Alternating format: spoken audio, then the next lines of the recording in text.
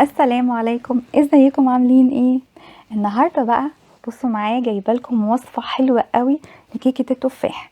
كيكه سهله ولذيذه ومغذيه قوي وبسيطه جدا، مكونات بسيطه قوي وتنفع قوي لاي نظام ريجيم بتتبعيه، وكمان مناسبه قوي لمرضى السكر وولادنا هيحبوها جدا. عايزين نشوف الكيكه الحلوه دي، بصوا شكلها عامل ازاي. عايزين نعرف اتعملت ازاي وقد ايه طريه وحلوه ومغذيه، والتفاح مش هتحس بيه خالص. بصوا معايا جمالها. عايزين نعرف التفاح استوى ازاي جوه الكيكه دي واتعملت ازاي. بصوا القلب عامل ازاي. يلا بينا نشوف مع بعض الكيكه بتاعتنا دي اتعملت ازاي.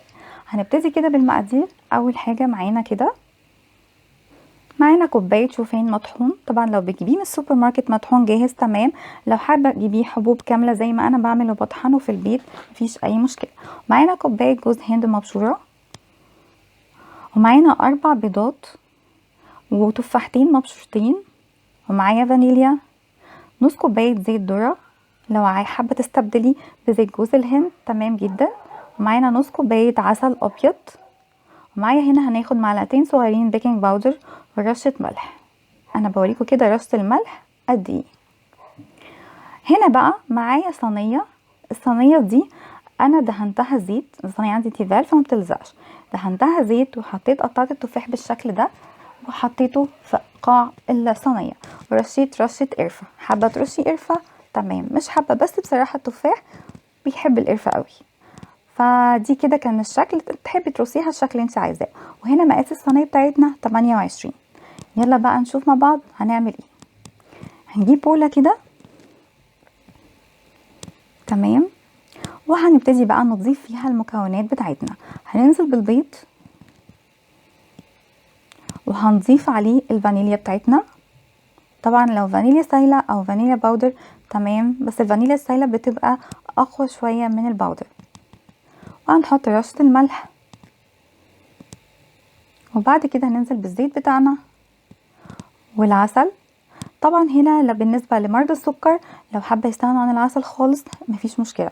حابة تستبدلي العسل بأي سكر دايت زي ستيفيا أو سويتال تمام جدا برضو، كل ده مناسب.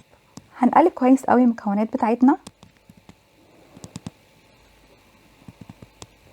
تضربي كويس قوي بالويسك كده البيض بكل المكونات، وتنزلي بالتفاح المبشور. تقلبي كويس قوي التفاح بتاعك كده في البيض. طبعا التفاح ده مش بيبان بعد كده وبيستوي، بيبقى لذيذ قوي. هننزل بقى هنا الشوفان بتاعنا بنبقى ضايفين عليه القرفة والبيكنج باودر، وننزل واحدة واحدة كده لحد ما ننزل بالكمية. كده نزلنا بالكمية كلها، ننزل بجوز الهند بتاعنا المبشور ونقلب كويس. طبعا تقلبي وتتأكدي ان كل المكونات مش مكلكعة مش مكتلة، كله اندمج في بعضه. وده القوام بتاعها، القوام ما بيبقاش زي الكيكة العادية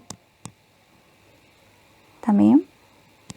هنجيب بقى مع بعض الصينية وننزل بالشوفان، نفرده كده في الصينية واحدة واحدة.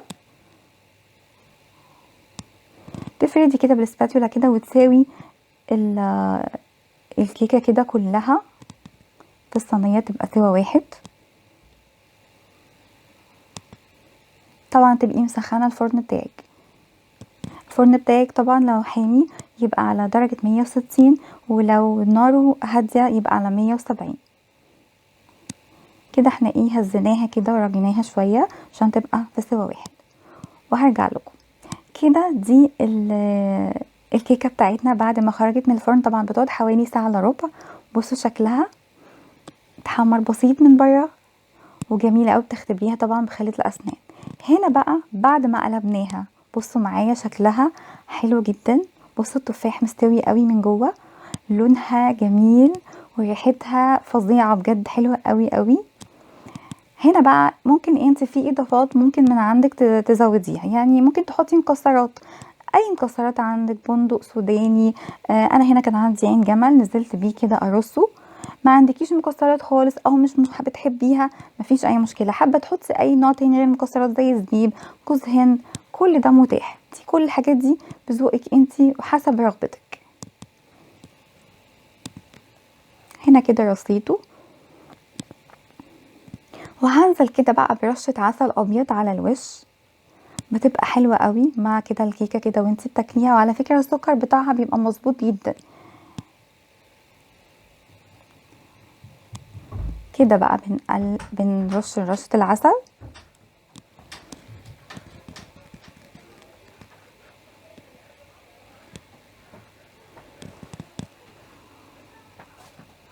تمام، وتبقى معانا بالشكل ده.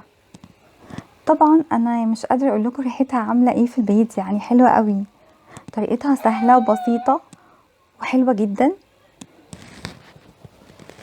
هقطع معاكم بقى كده مثلث كده عشان ناكله كده وندوقه مع بعض.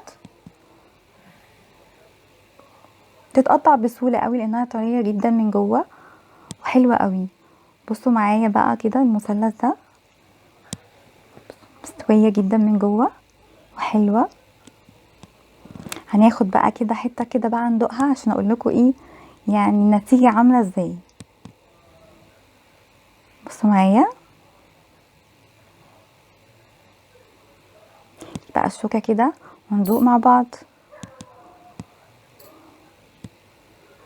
طبعا طعماه يعني عايزه اقول لكم خطير، لازم تجربوا الوصفه دي، هتعجبكم قوي وهتنبسطوا بيها جدا. دي كده النهارده كانت وصفه النهارده بتاعتنا. يا رب تكونوا استفدتوا معايا، ويا رب تكون فعلا الوصفه تكون النهارده سهله وبسيطه وتكون عجبتكم. كان معاكم نرمين رضا، واشوفكم على خير الفيديو الجاي. ما تنسوش بقى لايك سبسكرايب شير وتدوسوا على زر الجرس عشان يوصلكم كل فيديو جديد. السلام عليكم.